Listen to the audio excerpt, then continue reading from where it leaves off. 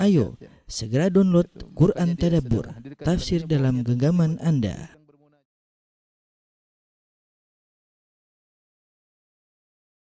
Bismillahirrahmanirrahim. Assalamualaikum warahmatullahi wabarakatuh. Alhamdulillahi ala ihsanih wa syukru lahu ala taufiqihi wa amtinanih. Asyhadu an la ilaha illallah wahdahu la syarika lahu ta'ziman li sya'nih wa asyhadu anna Muhammadan abduhu wa rasuluhu da'ila ridwanih. Allahumma salli alaihi wa ala alihi wa ashabihi wa ikhwanih. Para ikhwan dan akhwat, para pemirsa sekalian, para jamaah Masjid Tarbiyah Cilandak yang dirahmati Allah Subhanahu wa taala. Kita lanjutkan bahasan kita tentang sirah nabawiyah dan kita telah membahas pada pertemuan lalu tentang muqaddimah dari perjanjian Al-Hudaybiyah atau Sulhul Hudaybiyah. Itu perjanjian damai Al-Hudaybiyah.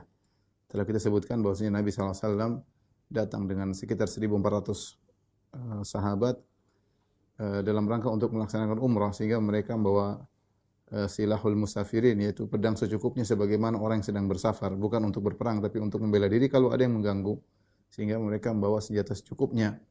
Kemudian telah kita sebutkan ketika Nabi SAW mengarahkan ontanya ke Mekah, tahu-tahu ontanya yang namanya Al-Qaswa berhenti, menderum, tidak mau berjalan, ya, tidak mau berjalan.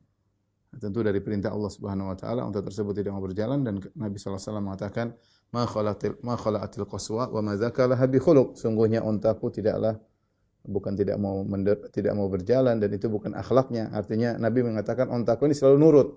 Ya, untaku selalu nurut. Ketika ada sahabat mengatakan untanya tidak nurut, tidak mau jalan, Nabi bela. Nabi mengatakan untaku ini selalu nurut. Bukan akhlaknya dia tidak nurut, ya. Ini dalil kata para ulama. Nabi bahkan membela hewan. Kalau hewan dizalimi, dikata-katain dengan kata yang tidak benar, maka Nabi membela alaihi salatu wassalam. Walakin habasaha habisul fil, tetapi unta tersebut ditahan oleh Allah Subhanahu wa taala, sebagaimana kita jelaskan, karena seandainya Nabi masuk dengan untanya masuk ke kota Makkah akan terjadi pertempuran, dan kalau terjadi pertempuran akan terjadi ada yang meninggal, tewas dalam pertempuran tersebut, sementara Allah Subhanahu wa taala tidak ingin terjadi pertempuran karena orang-orang Quraisy yang ada di Mekah di kemudian hari akan masuk Islam. Bahkan mereka akan menjadi para mujahidin seperti Khalid bin Walid, Abu Sufyan dan yang lainnya, Ikrimah bin Abi Jahal, dan banyak yang mereka akhirnya masuk Islam. Setelah ontanya tidak mau jalan, akhirnya Rasulullah SAW arahkan ontanya ke arah lain, tidak ke arah masuk kota Mekah, ya.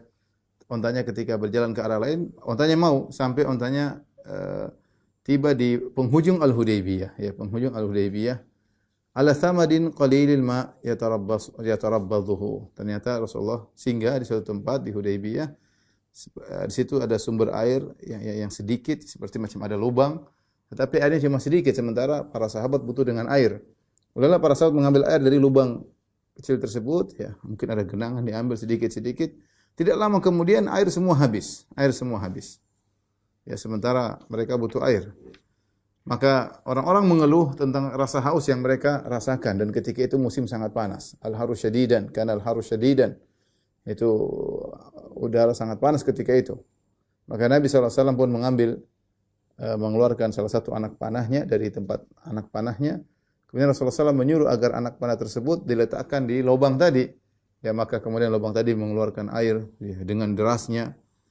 Terus sampai orang-orang mengambil air sepuasnya sehingga mereka meninggalkan lubang tersebut. Dalam riwayat yang lain dari hadis Al-Bara bin Azib, ya, maka ketika mereka mengambil air dari lubang tersebut, falam natruk fiha qatrah, sampai tidak setetes air pun yang kami tinggalkan, semua sudah habis. Maka hal itu sampai kepada Nabi, para sahabat dalam kondisi kehausan dan air sudah habis, tidak ada sumber air. Fa'ataha, maka Rasulullah SAW pun menuju ke lubang tersebut. Fajalasa ala syafiril bi'r, maka Rasulullah SAW duduk di mulut daripada lubang tersebut, itu semacam sumur kecil. Fada'a bima'in, maka Rasulullah minta didatangkan air. Famad madha wa majja fil bi'r, maka Rasulullah SAW berkumur-kumur. Kemudian Rasulullah SAW buang ke sumur yang kering tersebut. Kami tidak lama kemudian, ya, ternyata keluar air dari sumur tersebut, lalu kami mengambil air sampai kami hilang dahaga kami, dan juga hilang dahaga onta-onta kami dan hewan-hewan tunggangan kami. Jadi yang dilakukan adalah dua hal, ya, sebagaimana datang dalam riwayat yang lain juga, bahwasanya Rasulullah SAW ketika mendengar keluhan tentang keringnya lubang tersebut, sumur tersebut, maka Rasulullah SAW dalam riwayatnya Rasulullah minta diambilkan air. Kemudian Rasulullah SAW berwudu, kemudian Rasulullah SAW berkumur-kumur, kemudian Rasulullah SAW ludahkan air ke sumur tersebut, kemudian Rasulullah SAW meminta, kemudian beliau mengambil anak panahnya, kemudian dilemparkan ke sumur tersebut, maka keluarlah air. Dan ini mukjizat dari Nabi SAW, di mana air yang sudah kering kemudian keluar dengan deras. Mukjizat yang kedua terjadi juga di Al-Hudaybiyah, ya. Mungkin di posisi yang lain disebutkan bahwasanya orang-orang dalam kondisi tidak kehabisan air sementara sudah tiba waktu salat, ya.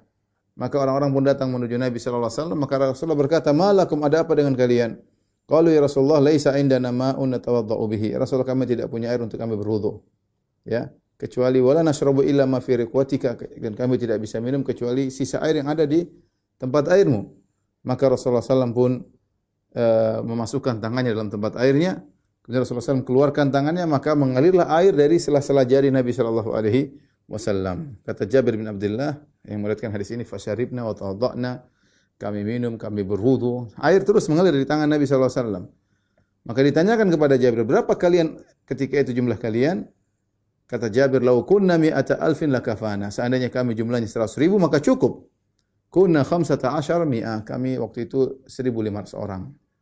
Jadi jumlah para sahabat yang ikut serta dalam perjanjian Al-Hudaybiyah, dalam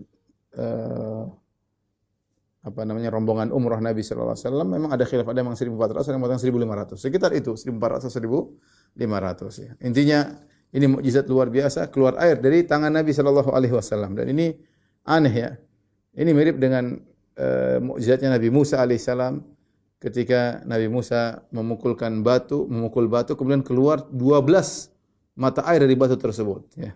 Sampai disebutkan Bani Israel mengangkat batu tersebut, dibawa kemana-mana. Karena kalau mereka haus tinggal dipukulkan tongkat Nabi Musa, keluar 12 keran. Dan kita tahu namanya batu bukan sumber air. Ya kalau itu batu di gunung, iya. Tapi ini batu dibawa, pukul keluar air, dari mana sumber airnya? Itu mukjizat. Ya.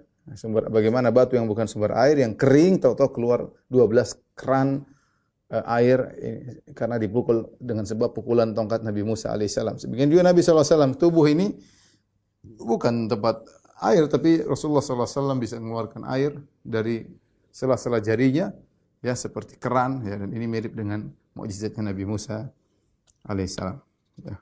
Dan sampai sekarang para ulama mengatakan seperti Ibnu Taimiyah dalam kitabnya An-Nubuwat, bahwasanya mukjizat anbiya tidak bisa diikuti oleh siapapun. Karamah-karamah para wali ada, tapi tidak bisa seperti mukjizat para nabi, yang di mana bisa keluar air dari tangan, bisa keluar dari batu misalnya, ya.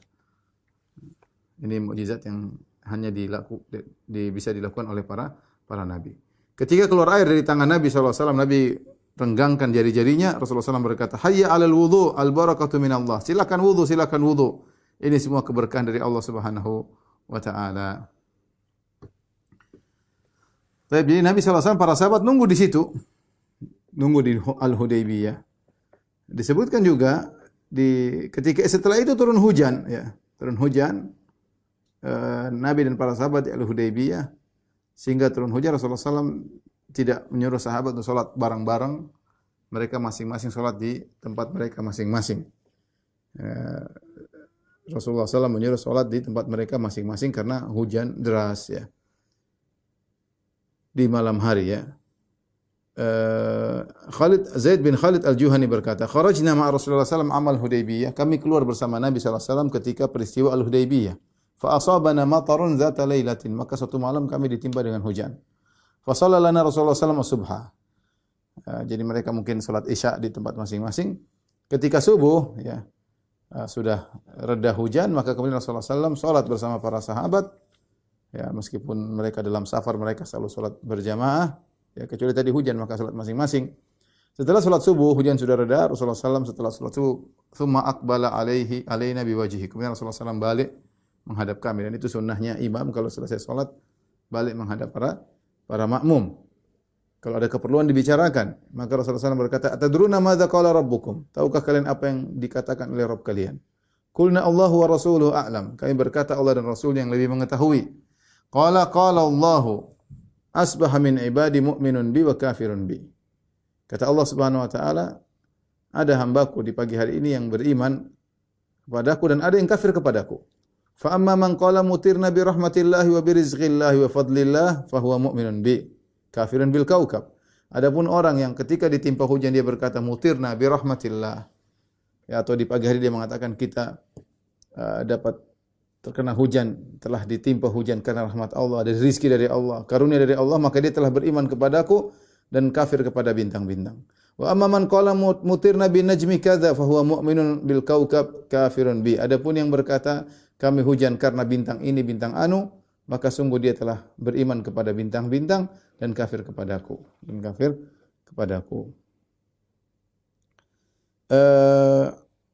Ketika Rasulullah SAW sudah singgah di Hudaybiyah dengan tenang menunggu apa yang terjadi sampai bermalam, kemudian besoknya ya, maka datanglah utusan dari Quraisy yang namanya Budail bin Warqa.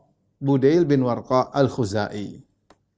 Budail bin Warqa Al-Khuzai. Dan ini aneh ya, orang-orang Quraisy tahu bahwasanya hubungan antara kabilah Khuza'ah dengan kaum mukminin dengan Nabi SAW punya hubungan yang baik. Dan Khuza'ah tidak pernah berkhianat kepada kaum muslimin dan mereka tidak menyembunyikan perkara kepada kaum muslimin. Ini rupanya sepertinya orang-orang Quraisy ketika mendengar perkataan Nabi bahwasanya Quraisy sudah payah, sudah sering berperang, sudah letih. Ya, kemudian Nabi SAW tidak ingin berperang, Rasulullah SAW hanya ingin umrah. Ya, ini ternyata mungkin buat mereka juga berpikir panjang sehingga yang mereka kirim sebagai perantara bukan orang yang bengis, tetapi orang dari kabilah Khuza'ah yang mereka namanya kabilah Khuza'ah ini punya hubungan dekat dengan kaum muslimin. Mereka musyrikin kabilah Khuza'ah tapi mereka punya hubungan dekat dengan kaum muslimin. Ya. Maka datanglah Budail bin Warqa Al-Khuzai. Kemudian dia berkata kepada Nabi SAW, ya, dan Khuza'ah ada yang muslim, ada yang kafir. Ketika itu ini dia masih kafir. Budail bin Warqa kafir. Inni taraktu Ka'ab bin Lu'ay wa Amir bin Lu'ay nazalu a'dada miyahil Hudaybiyah. Maka Budail bin Warqa Al-Khuzai berkata, "Ya Muhammad, sungguhnya aku meninggalkan di belakangku ada seorang namanya Ka'ab bin Lu'ay dan ada juga yang namanya Amir bin Lu'ay.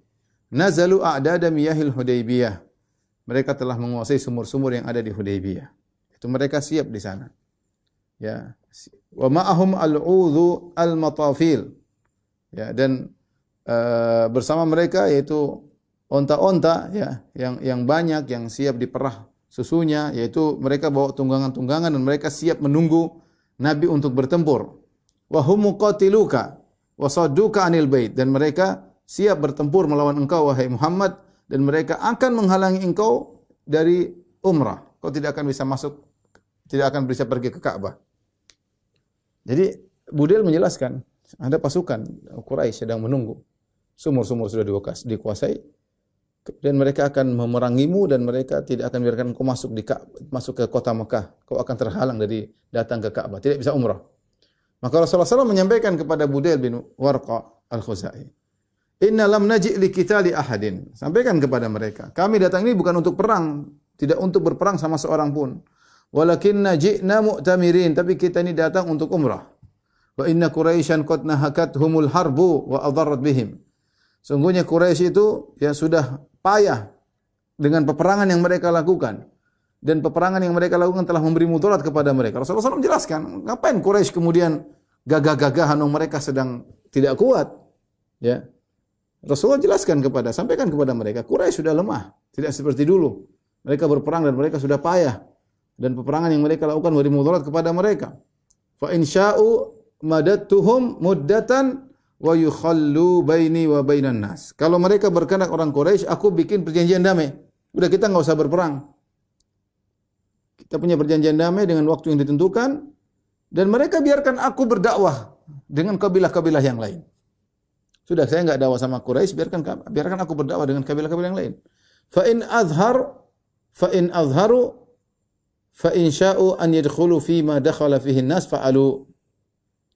wa illa faqad jammu. Ya. Kata Nabi SAW, kalau aku menang dan aku ternyata bisa muncul orang-orang pada masuk Islam masuk Islam, maka terserah Quraisy.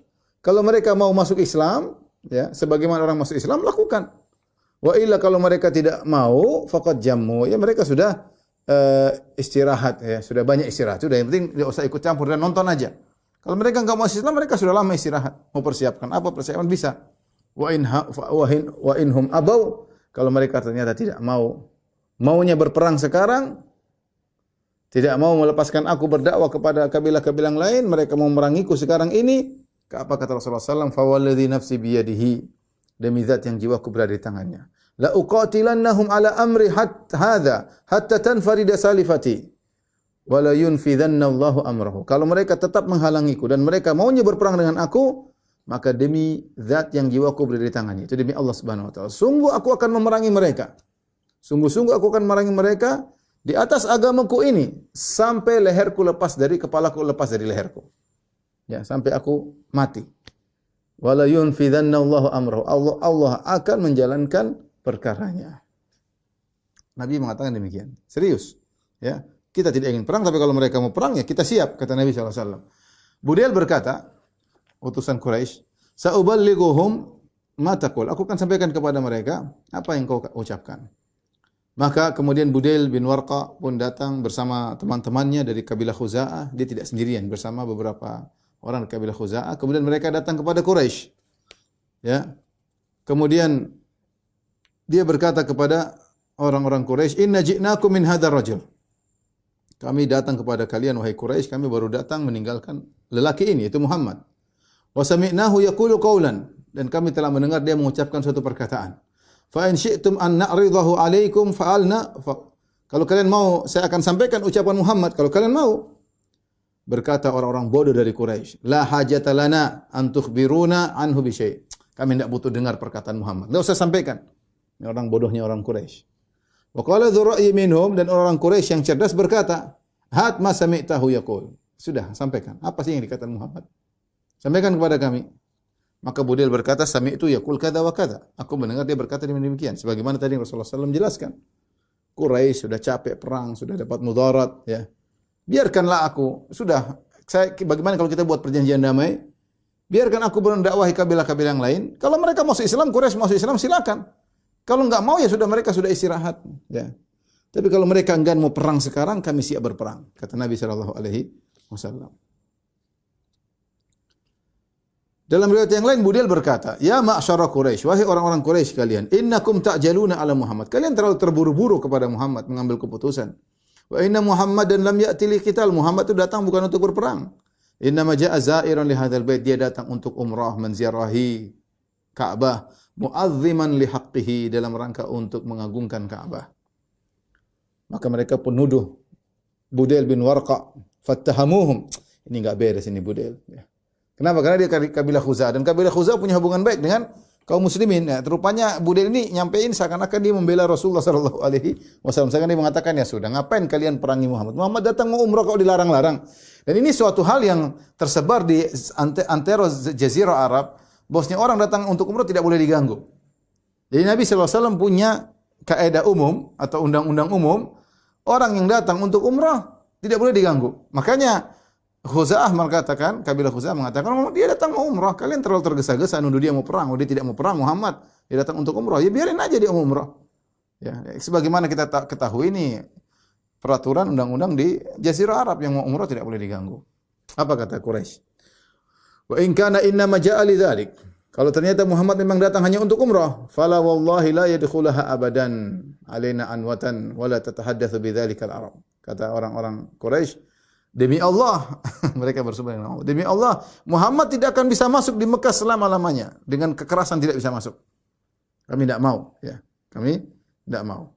Wala tatahaddatsu bidzalikal Arab. Nanti orang-orang Arab akan berbicara, Quraisy tidak bisa bergerak, tidak bisa berkutik, Muhammad bisa masuk, mereka tidak bisa apa-apa. Tidak bisa. Kami tidak mau jadi bahan gunjingan orang-orang Arab yang lainnya, bahwasanya Quraisy sudah lemah sehingga Muhammad, musuh mereka, datang umrah, mereka tidak bisa menghadangi Muhammad. Akhirnya Quraisy berpikir lagi. Tapi mereka juga enggak berani perang. Tidak mengatakan perang, tidak berani juga. Ya, perkataan Rasulullah SAW masuk akal. Mereka sudah lemah. Sejak pulang dari Ghazwah Al-Khandaq, dari perang Khandaq, orang-orang Arab sudah meninggalkan mereka, ya, karena mereka sudah puncak-puncaknya 10.000 datang, ternyata gagal, nggak ada apa-apa. Ya, mereka mau ngajak lagi, mungkin orang-orang berpikir 2 kali. Ya. Sehingga mereka juga tidak nekat untuk perang, tapi mereka juga melarang. Akhirnya mereka kirim utusan yang lain. Utusan berikutnya namanya Mikraz bin Hafs, akha Amir bin Lu'ay. Ketika Mikraz datang, Rasulullah mengatakan kepada para sahabat, "Hadza rajulun fajir." Ini orang brengsek, orang fajir. Orang enggak benar, ya. Ya. Ketika Rasulullah SAW, orang itu sudah tiba di depan Rasulullah SAW dan ngomong kepada Nabi SAW, maka Nabi mengatakan sama yang Nabi ucapkan kepada Budail bin Warqa al-Khuzai. Kemudian dia pun pulang, bertemu Quraisy, dia mengatakan benar. Yang disampaikan Budail benar. Muhammad bilang kepada saya juga sama. Orang Quraisy tidak puas. Tidak mau berdamai dengan Nabi dan tidak mau Nabi masuk untuk umrah. Maka mereka mengirim utusan berikutnya nama Al-His bin Alqamah. Quraisy mengirim utusan ketiga, Al-His bin Alqamah. Al-His bin Alqamah Al-Kinani, dan dia adalah pemimpin dari orang-orang Ahabish, orang-orang Habish ini yang dibawa, yang masih bisa diajak oleh orang Quraisy untuk menyerang kaum muslimin. Karena orang Quraisy dia tidak bisa ngambil dari jauh-jauh dari kabilah Ghatafan, sudah enggak bisa, terlalu jauh. Sehingga dia ngambil Ahabish, itu sekelompok orang-orang Arab, ya, yang ada di sekitar kota Mekah diajak, dan pimpinannya adalah Al-His bin Alqamah Al-Kinani. Ketika Rasulullah SAW melihat utusan Quraisy namanya Al-His bin Alqamah Al-Kinani, Rasulullah SAW berkata, "Hadza min qaumin yu'azzimuna al-budna fab'athuha lahu." Ini orang termasuk dari kaum yang menghormati al-budun. Al-budun itu maksudnya hewan-hewan yang akan disumbangkan kepada Allah dan akan disembelih di Mekah. Dan kita sudah sampaikan Rasulullah SAW ketika hendak pergi umrah, Rasulullah SAW menyiapkan onta-onta. Rasulullah SAW lukai punuknya, di darahnya, kemudian diusap-usap di punuknya untuk menunjukkan ini onta akan diserahkan di Mekah untuk disembelih. Saya sudah sampaikan ini sunnah yang ditinggalkan sekarang. Sekarang nggak ada orang umrah bawa onta dikirim ke Mekah, sekarang nggak ada. Yang ada cuma haji kemudian itu pun tidak dibawa dari tempat tinggal tapi dibeli yang sudah ada di Mekah. Tapi intinya orang-orang Arab dahulu mereka mengagungkan Ka'bah dan mereka mengagungkan kalau ada hewan-hewan korban yang dikirim untuk disembelih di Mekah yang namanya al-budun. Ya. Maka kata Nabi, ini orang yang datang dia menghormati Ka'bah dan dia menghormati onta-onta yang diserahkan untuk Ka'bah. Lepaskan onta-onta di hadapannya. Yaitu al-hadiyu. Maka para sahabat kemudian menampakkan onta-onta di hadapan dia yang sudah siap dikasih tanda, ya. Kemudian ini menunjukkan ini onta mau disembelih untuk Allah Subhanahu wa taala. Kemudian begitu dia datang, para sahabat bertalbiyah, labbaik Allahumma labbaik, labbaik la syarika lak labbaik. Wah, ini orang pada mau umrah. Akhirnya Al-Hils dia berkata, Subhanallah, maha suci Allah. Ma yang bagi liha ulai an yusaddu anil bait. Ini orang tidak boleh dilarang untuk pergi ke Mekah. Tidak boleh dilarang untuk, mereka mau umrah, kenapa dilarang? Akhirnya dia pulang kepada orang Quraisy. Dia berkata, ya, dia tidak sampai datang kepada Nabi, tidak sampai ngobrol sama Nabi. Jadi baru diutus, baru lihat unta-unta ternyata disiap untuk dikirim ke Mekah, para sahabat bertalbiyah, dia mundur langsung, belum sampai ketemu Nabi. Maka dia berkata kepada para sahabat, para orang-orang Quraisy, "Ra'aitul budna qad kullidat wa usyirat."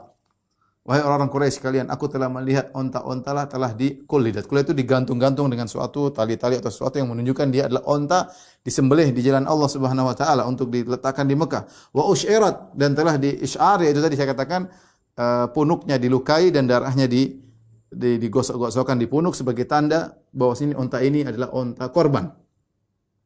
Fama ara an yusaddu anil bait. Menurutku mereka tidak boleh dilarang untuk umrah. Ya. Faqalu ijlis. Kata mereka, duduk kamu. Kamu ini utusan untuk bela kami kok malah bela Muhammad. Fa inna ma anta arabiyyun la ilma laka. Kau ini Arab Badui enggak punya ilmu, kata orang Quraisy. Jadi mereka ngutus dia untuk membela orang Quraisy, ini malah bela Muhammad. Kata ijlis. Duduk. Ente Arabi, Arab Badui, ya. La ilma laka, kau tidak punya ilmu sama sekali. Faqadhibal Hils bin Alqamah. Hils bin Alqamah Al-Kinani marah ketika dibilang Arab Badui. Dia berkata, "Ya ma'syara Quraisy, orang Quraisy kalian. Wallahi ma ala hadza halafnakum." Saya bukan begini untuk dikatakan Arab Badui, dikatakan orang goblok. Kami bersekutu dengan kalian bukan untuk ini. Wala ala hadza aqadnakum, dan bukan kali ini kami mengambil janji dengan kalian. Ayusaddu anil baitillah man jaa mu'azziman lahu. Apakah ada orang yang datang untuk mengagungkan Ka'bah kalian larang? Walladzi nafsul hilsi biyadihi.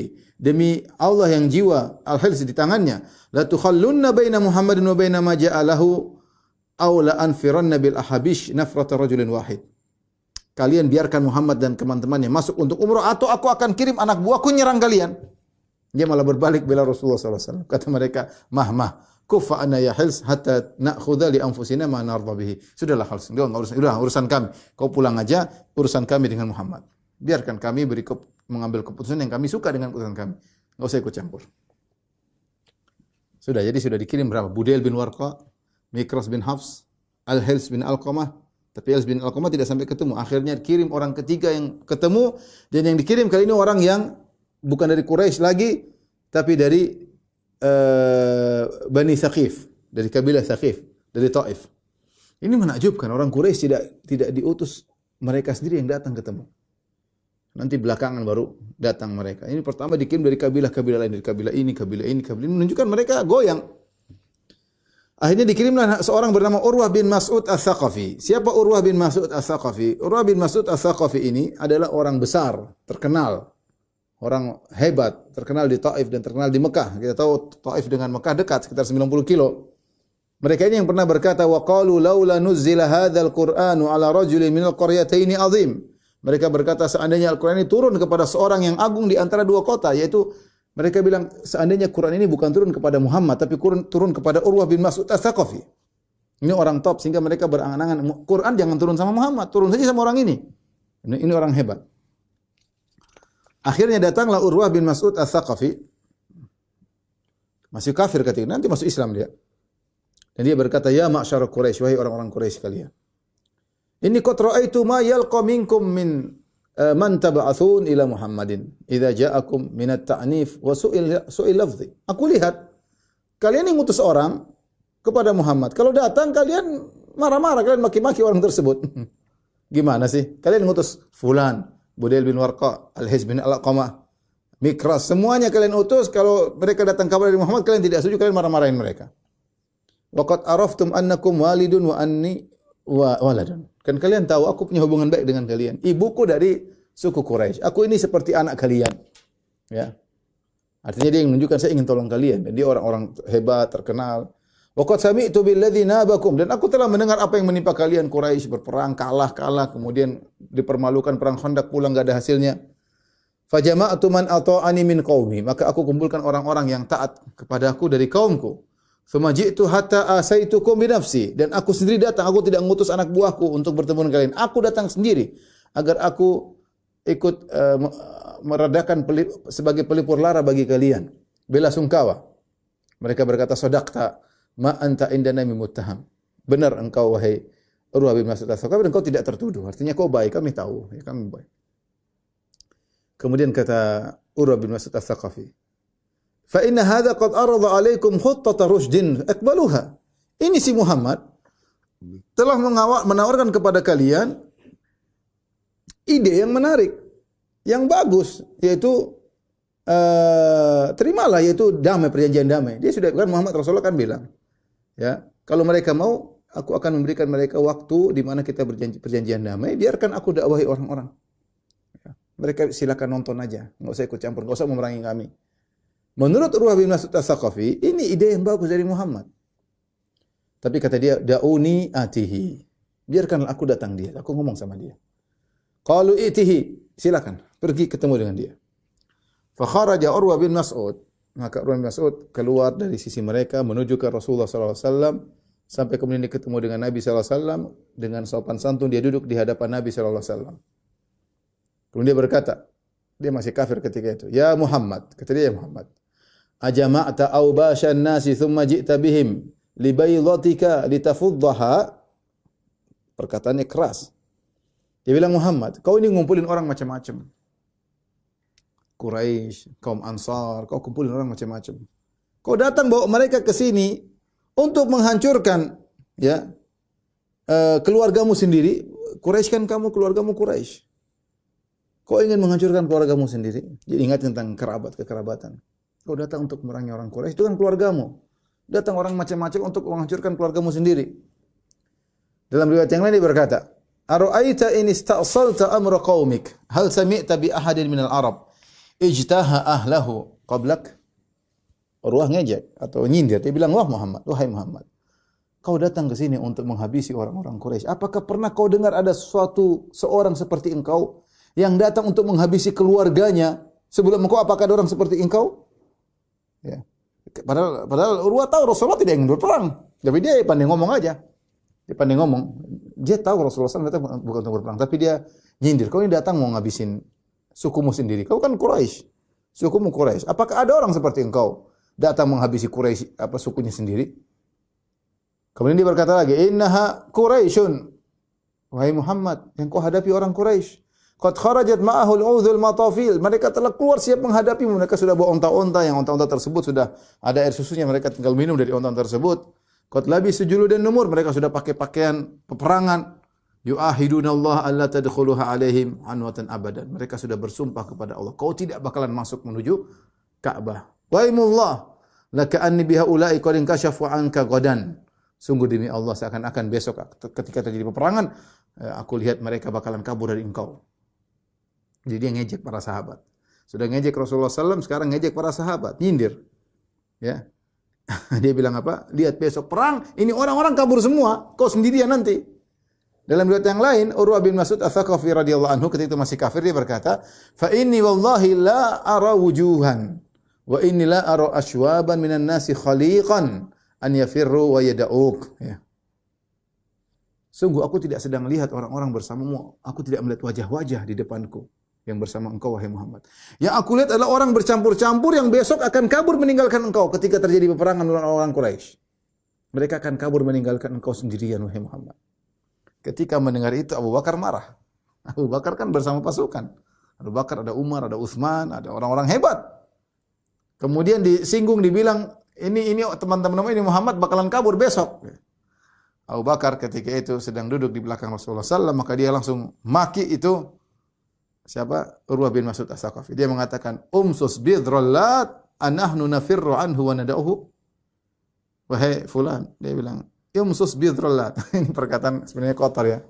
Maknanya itu kalau bahasa Indonesia, maksudnya wahai Urwah, isep itu kemaluan sesembahan kalian Lata ya. Ya, bidr itu bahasa Arab artinya bagian dari wanita yang disunat yang tersisa, mungkin klitoris seperti itulah. Jadi Abu Bakar sampai marah, tapi dia ingin nyindir Tuhan mereka. Kamu itu sudah kau isap aja kemaluan apa Tuhanmu ya. Anahnu nafirru anhu wa nad'u, kami akan meninggalkan Rasulullah dan kami akan membiarkannya. Enggak. Karena Abu Bakar sudah sangat, padahal Abu Bakar radhiyallahu anhu terkenal sangat halus, tapi dia sudah sangat marah. Dikatakan orang-orang sahabat Nabi pengecut dan akan kabur. Akhirnya Urwah bin Mas'ud berkata, "Man hadha ya Muhammad?" Ini siapa orang ini? Berani ngomong begitu sama saya. Ini sampai menghina Tuhannya. Ini siapa ini? Kata Rasulullah, "Hadza ibnu Abi Quhafah." Ya. Ini adalah Abu Bakar, putranya Abu Quhafah. Qala amma wallahi laula yadun kanat laka indi lam ajzika biha la ajabtuka.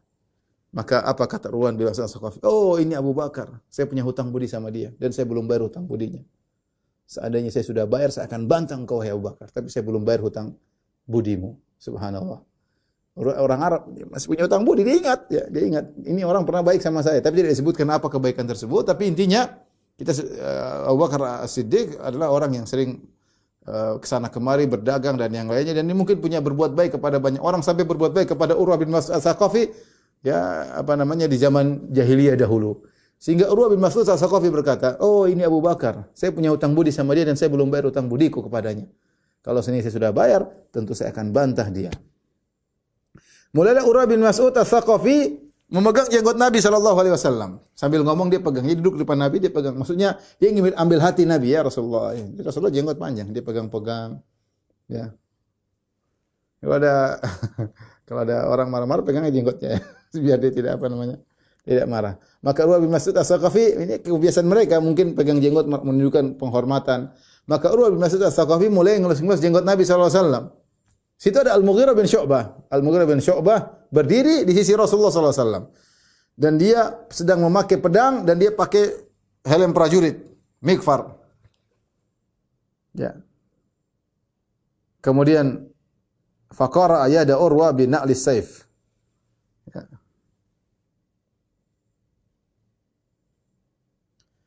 Kemudian dia pun tangannya dipindahkan pakai pedangnya ya. Jadi pedangnya di dekat apa namanya? Na'lis saif yaitu al-hadida allati takunu fi asfalil qirab, yaitu apa namanya? Bagian bawah pedang, bukan bagian tajamnya. Dia singkirkan tangannya Urwa bin Mas'ud As-Saqafi dari jenggot Nabi pakai pangkal pedang dipinggirin begini. Ini sangar pakai pedang, bukan pakai tangan, pakai pedang. Dia berkata, "Amsik yadaka an lihyati Rasulillah sallallahu alaihi wasallam. Wallahi la tasilu ilaika." Ya. Jangan kau pegang, pinggirkan tanganmu dari jenggot Nabi sallallahu alaihi wasallam. Jenggot Nabi tidak akan sampai kepada engkau. Jangan. Berani kau pegang, awas ini pedang. Urwah kaget. Waihak. Celaka engkau. Ma'afadzaka wa agladhaka. Betapa kasar engkau kepadaku ya. Urwah ini bukan orang sembarang. Urwah bin Mas'ud ini, saya katakan tadi orang hebat, yang sampai orang Quraisy mengatakan, seandainya Quran turun kepada dia, laula nuzzila hadzal Qur'an ala rajulin minal qaryataini azim. Jangan Quran turun sama Muhammad. Seandainya jadi Rasul ini Urwah. Kenapa dia orang besar, dia suka kemana-mana, dia suka pergi ke negeri Syam, ketemu dengan ke Persia, ketemu dengan Kisra, ke negeri Syam ketemu dengan Kaisar, ketemu dengan Heraklius, ketemu dengan banyak orang-orang hebat. Dia sering ke sana ke sini. Tahu-tahu ada anak muda, singkirkan tangannya pakai pedang. Jangan pegang-pegang jenggot Nabi. Kalau pegang jenggot Nabi ini pedang kena kau. Ente kasar sekali. Siapa engkau ini? Kasar sekali kata Urwah bin Mas'ud As-Saqafi. Ketika Urwah kaget, fatabassama Rasulullah sallallahu alaihi wasallam ketawa, tersenyum. Faqalahu Urwah. Urwah berkata, "Man hadai Muhammad?" Muhammad ini siapa? Karena dia pakai helm kemudian tidak ketahuan. Maka kata Rasulullah SAW, "Hada ibnu akhika Al-Mughirah bin Syu'bah." Ini adalah cucu adikmu, cucu saudaramu, ini ponakanmu ya. Apa namanya? Mughirah bin Syu'bah ini ponakanmu. Karena Urwah bin Mas'ud As-Saqafi. Urwah bin Mas'ud. Nah, Mughirah namanya Mughirah bin Syu'bah bin Abi Amir bin Mas'ud. Jadi kakeknya Mughirah bin Syu'bah, saudara kandungnya Urwah. Saya ulangi, Mughirah namanya Mughirah bin Syu'bah bin Abi Amir bin Mas'ud.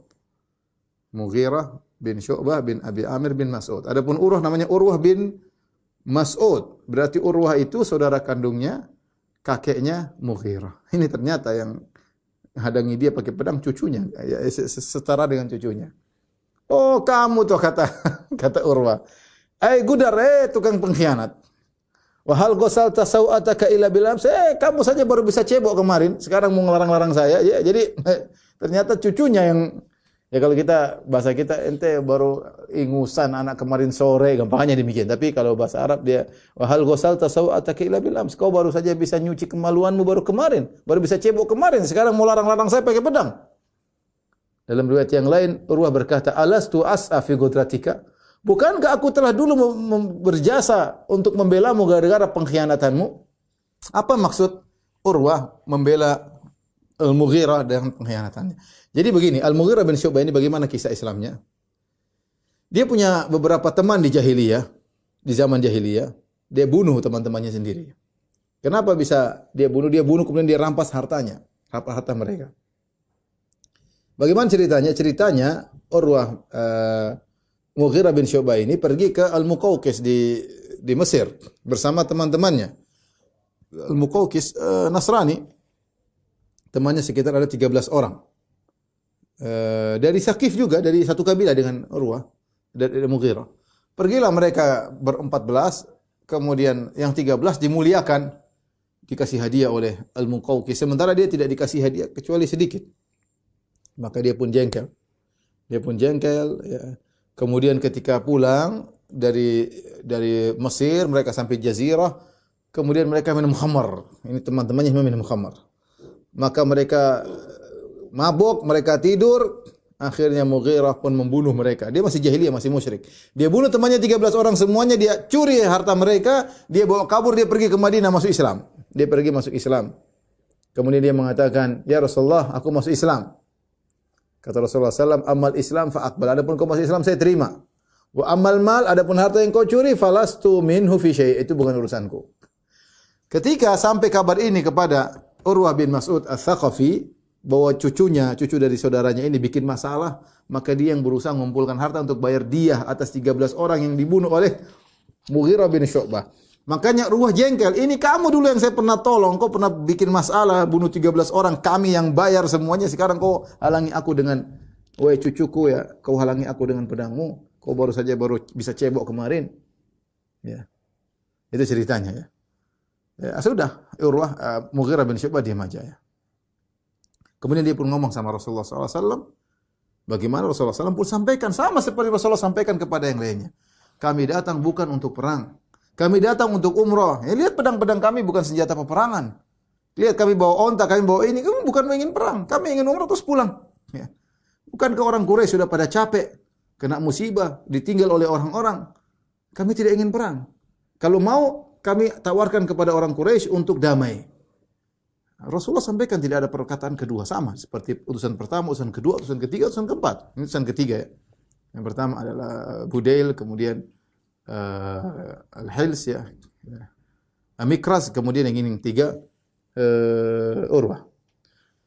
Kemudian Urwah setelah ngomong dengan Nabi SAW, dia memandang para sahabat. Dia perhatikan. Yarmuk itu dia perhatian. Bukan cuma ngelihat, perhatian dengan serius. Bagaimana sikap para sahabat terhadap Nabi. Tidaklah Rasulullah SAW buang dahak, kecuali para sahabat mengambil dahak tersebut. Ya. Kemudian mereka pun sahabat mengusap ke wajahnya dan ke badannya karena ludah Nabi SAW berkah. Urwah kaget. Ini Muhammad kalau buang ludah, sahabat-sahabat rebutan ambil ludahnya, digosok masuk muka tangan. Wa idza amarahum, kalau Nabi perintahkan, jadi dia langsung pergi. Dia perhatikan, dia orang cerdas. Dia sudah pernah ketemu Heraklius, pernah ketemu Kaisar Kisra, pergi sering-sering bersafar ke orang, kalau kita bilang apa? Orang negarawan. Ini Urwah bin Mas'ud As-Saqafi.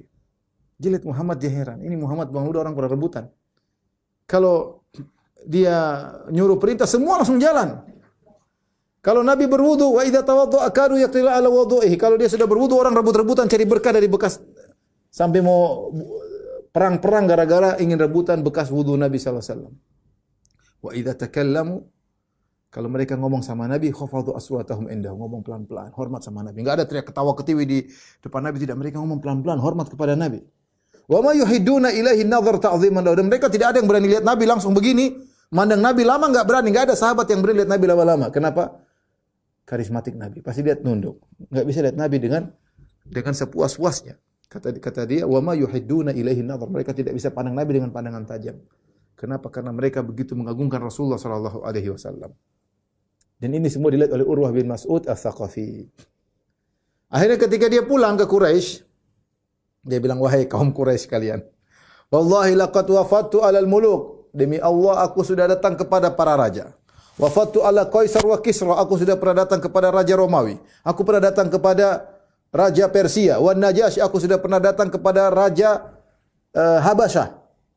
Wallahi ma ra'aitu malikan qad yu'azzimuhu ashabuhu ma yu'azzimu ashabu Muhammadin Muhammad. Aku tidak pernah ada pengikut para raja tersebut yang mengagungkan raja mereka sebagaimana sahabat-sahabat Muhammad mengagungkan Muhammad. Wallahi demi Allah, tidaklah Muhammad buang ludah kecuali mereka rebutkan dan mereka tempel di wajah dan tangan-tangan mereka di badan mereka. Kalau Muhammad merintahkan mereka segera melaksanakannya. Kalau Muhammad berwudu, mereka rebutan untuk mengambil bekas wudu Muhammad. Kalau mereka ngomong dekat Muhammad, mereka tidak berani mengangkat suara. Dan mereka tidak berani memandang Muhammad karena mereka mengagungkan Muhammad. Wallahi laqad ra'aitu qauman la yuslimunahu li syai'in abadan. Wa innahu, aku telah melihat satu kaum ini tidak akan pernah menyerahkan Muhammad kepada kalian. Kaum yang seperti ini mana berani menyerahkan Muhammad. Mereka akan mati-matian bela Muhammad. Wa innahu qad arada alaikum khuttata rusydin faqbaluha. Menurutku ide Muhammad itu ide yang baik, terimalah. Farau ra'yakum, terserah kalian. Ini pendapat saya, kalian terima ide Muhammad. Farau ra'yakum, silakan kalian. Apa pendapat kalian, silakan. Pikirkan sendiri. Mereka menjawab, narudduhu anil bait fi amina hadza. Bagaimana kalau tahun ini kita bilang pulang aja Muhammad dan teman-temannya. Wa yarji'u min qabil. Boleh umrah tapi tahun depan. Fa yadkhulu Makkah wa yatufu bil bait. Kalau tahun depan Muhammad boleh datang lagi untuk umrah dan silakan tawaf di Ka'bah. Ini idenya Quraisy dan nanti terakhirnya begini ide ini. Setelah mereka mendengar perkataan Urwah bin Mas'ud As-Saqafi ya. Ini menunjukkan Quraisy sudah kendor, tidak sombong sejaman Abu Jahal. Enggak, udah enggak lagi. Abu Jahal udah mampus. Mereka udah kalah, mereka sudah parah, mereka sudah ditinggal sama kabilah yang lain. Sehingga mereka tidak ada sombong-sombong. Coba kalau ada Abu Jahal ketika itu, Fir'aunnya umat ini. Oh, Muhammad perang mati, enggak, Abu Jahal enggak ada. Sehingga mereka agak melemah. Kemudian Rasulullah SAW mengirim Khiras bin Umayyah di Quraisy. Rasulullah SAW mengirim Khiras bin Umayyah kepada Quraisy. Saya ingatkan tadi masalah bekas wudu, masalah ludah itu pendapat yang kuat adalah kekhususan Nabi SAW karena tidak diriwayatkan Abu Bakar demikian. Kalau Abu Bakar meludah maka orang rebutan ludah Abu Bakar. Kalau Umar meludah, rebutan ludah Umar. Kalau Ali meludah, orang rebutan ludah Ali bin Abi Thalib, Utsman, tidak ada. Ini cuma dilakukan oleh para sahabat kepada Rasulullah SAW. Ya, ini karenanya apa yang saya lihat di sebagian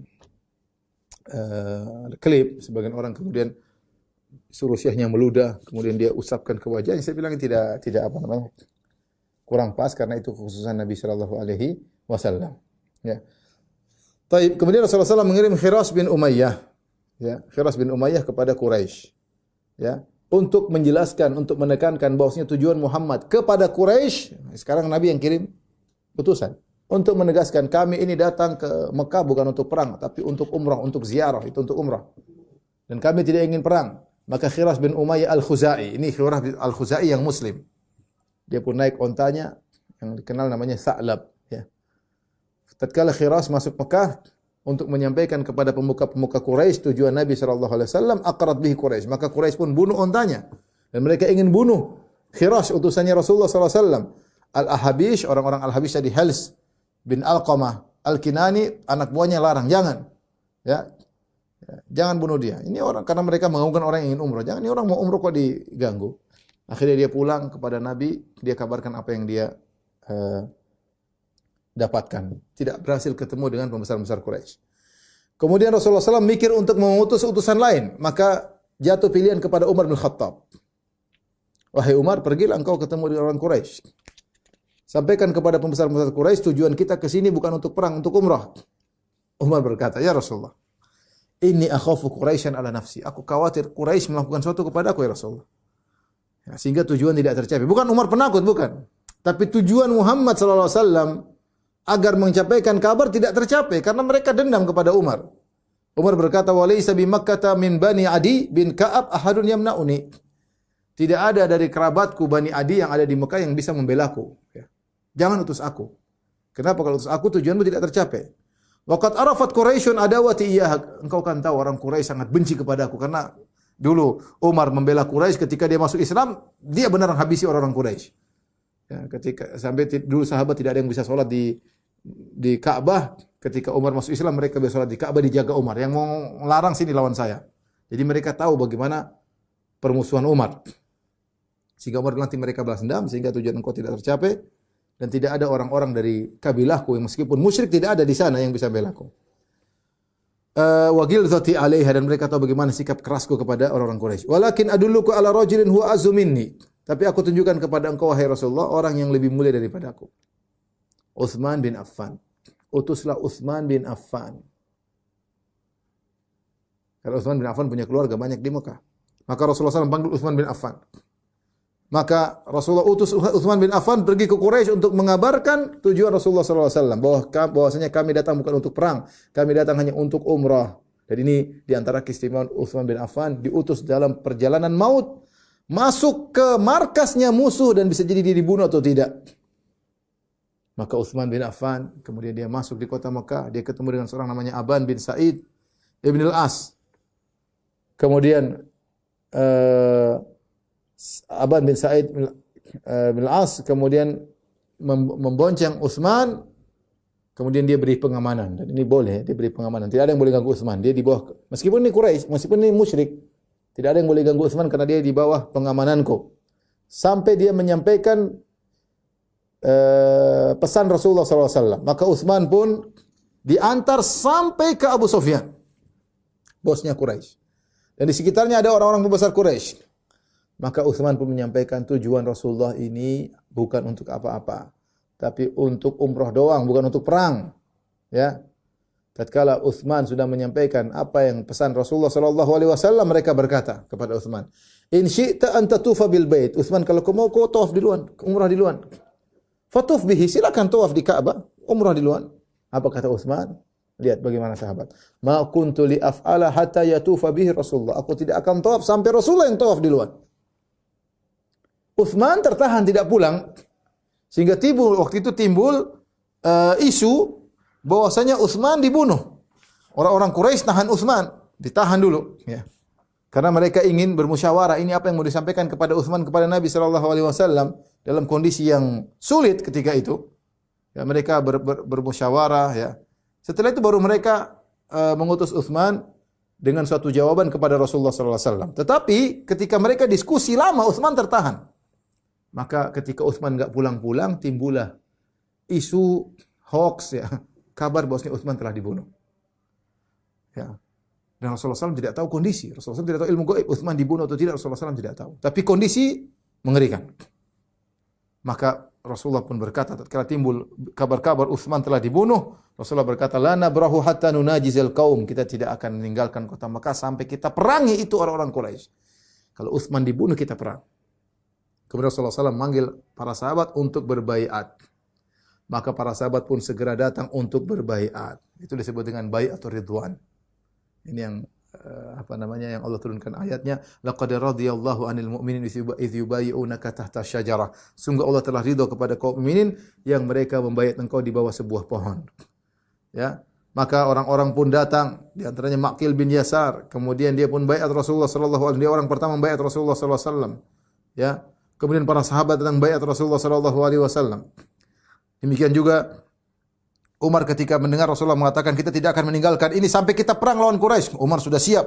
Dia pakai baju perangnya. Sudah, ini umrah bisa buyar. Pakai baju perang, siap untuk bertempur, mungkin pakai baju besinya. Ya, tiba-tiba dia lihat orang-orang kumpul di sekitar Nabi. Ada apa ini? Ini mau perang kok kumpul di sekitar Nabi. Maka dia kirim putranya Ibnu Umar, lihat dulu ada apa. Maka Ibnu Umar pun pergi kepada Rasulullah, ternyata orang sedang berbaiat. Maka Ibnu Umar pun baiat Rasulullah SAW, kemudian dia kabarkan kepada bapaknya, wahai ayahanda orang berbaiat. Maka Umar pun datang baiat Rasulullah sallallahu alaihi wasallam. Demikian juga di antara yang membaiat Salamah bin Al-Aqwa. Bahkan dia membaiat Nabi 3 kali. Di awal-awal dia baiat kepada Nabi sallallahu alaihi wasallam. Kemudian ketika orang sedang berbaiat, Rasulullah panggil, "Baiat ya Salamah." Wahai Salamah bin Al-Aqwa, baiat kepadaku. Kata Salamah, "Aku sudah baiat engkau ya Rasulullah." Kata Rasulullah, "Baiat lagi." "Aidan, ayo baiat lagi." Dia baiat kedua kali. Kemudian setelah orang berbaiat, ketiga kali Nabi panggil lagi. Nabi kasih dia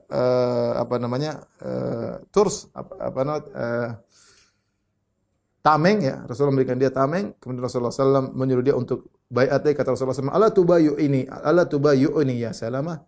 Tidakkah kau baiat aku ya Salamah? "Ya Rasulullah, aku sudah baiat engkau 2 kali ya Rasulullah." Kata Rasulullah SAW, "Aidan, baiat lagi." Maka Salamah pun baiat Nabi sampai tiga kali. Kemudian Rasulullah SAW membaiat atas nama Utsman. Rasulullah SAW pegang tangan kanannya, Rasulullah bilang, "Hadhihi yadu Utsman." Ini tangan Utsman. Kemudian dia pukulkan tangan kirinya. "Hadhihi li Utsman." Ini baiat Utsman. Jadi Utsman meskipun tidak hadir, Rasulullah SAW berbaiat atas nama Utsman. Kata Rasulullah, "Ini tangannya Utsman, dia berbaiat kepadaku." Ya, dan maka meskipun Utsman tidak ikut baiat, dia mendapatkan keutamaan baiat. Bahkan Rasulullah yang mewakilinya. Luar biasa. Utsman bin Affan radhiyallahu taala anhu ya.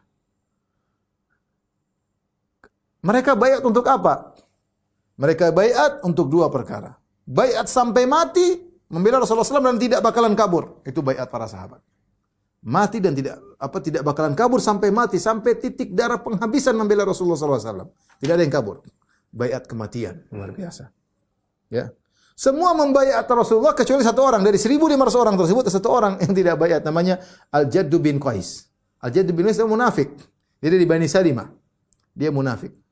Dia tidak mau baiat kepada Nabi. Dia sembunyi di balik ontanya, dipanggil untuk baiat, dia enggak mau. Sampai para sahabat datang, "Hai Jadd bin Qais, ayo baiat Rasul akan mohon ampun kepada engkau." Dia mengatakan, la an ajida dhallati ahabu ilayya min an yastaghfir li sahibukum." Aku ketemu dengan ontaku yang hilang lebih aku sukai daripada teman kalian mohon ampunan untukku. Enggak, dia enggak mau membaiat. Dia munafik. Dari Bani Salimah. Ya. Sampai Rasulullah SAW berkata, "La yadkhulannal jannata man bai'a tahta syajarati illa sahibal jamal ahmar." Semua yang baiatku di bawah pohon semuanya akan masuk surga kecuali Jad bin Al-Qais, pemilik onta merah tersebut. Dia punya onta yang putih yang disebut onta, orang bilang onta merah. Ya, dia tidak membaiat Rasulullah sallallahu alaihi wasallam. Siapakah Al-Jad bin Qais ini? Al-Jad bin Qais dari Bani Salimah, dari kaum Ansar. Bani Salimah itu di mana? Bani Salimah itu kalau kita ke Madinah tinggalnya di Masjid Qiblatain, itulah kampung Bani Salimah. Makanya dia mengatakan masjid namanya Masjid Bani Salimah. Tempat tinggal mereka agak jauh dari Masjid Nabawi. Ya. Mereka satu kelompok Bani Salimah yang tempatnya sekarang dibangun Masjid Al-Qiblatain. Saudara Rasulullah SAW, dia cemburu kepada Nabi SAW, atau dia jengkel sama Nabi. Rasulullah SAW pernah bertanya kepada Bani Salimah ketika Rasulullah menguji mereka, Man sayyidukum ya Bani Salimah? Siapa pimpinan kalian wahai Bani Salimah? Maka mereka menjawab, Jaddu bin Qais. Ala anna nubakhiluhu. Dia pemimpin kami ya Rasulullah, dia hebat dalam segala, cuma dia pelit. Dia pelit. Kemudian kata Rasulullah SAW, perhatikan. Wa ayyuda'in adwa minal bukhal. Penyakit apa yang lebih parah daripada pelit? Hati-hati, pelit itu penyakit paling parah. Tidak pantas menjadikan seorang menjadi pemimpin. Bal sayyidukum, akhirnya Rasulullah angkat pemimpin yang lain. Bal sayyidukum Amr bin Jamuh, yang jadi pemimpin kalian Amr bin Jamuh. Ini mungkin yang bikin saat Jad bin Qais jengkel. Rasulullah lengsarkan dia, Rasulullah ganti dengan Amr ibn Jamuh. Kenapa? Karena dia pelit. Ya. Rasulullah SAW tadi telah muji orang-orang yang berbaiat. Kata Rasulullah SAW, La yadkhulun naru ahadun mimman bayat tahta syajarah. Tidak seorang pun masuk neraka yang membaiat di bawah sebuah pohon. Bahkan dalam sebagai riwayat kata Nabi, Antum khairu ahlil ardi. Kalian adalah penduduk bumi yang terbaik. Berapa jumlah mereka? 1.500. Kecuali satu orang saja, itu yang masuk neraka, Jad bin Qais, karena dia munafik. Perhatikan ini, 1.500 kata Nabi semuanya masuk surga. Kemudian datang orang Rafidah, orang Syiah mengatakan semua sahabat masuk neraka kecuali 4 atau berapa orang. Kebalik. Rasul bilang semuanya masuk surga, kata mereka enggak, semuanya masuk neraka. Abu Bakar, Umar, Utsman paling pertama masuk neraka. Rasulullah mengatakan mereka masuk surga, kata mereka, kata orang Syiah, semuanya masuk neraka kecuali 4 orang. Ya.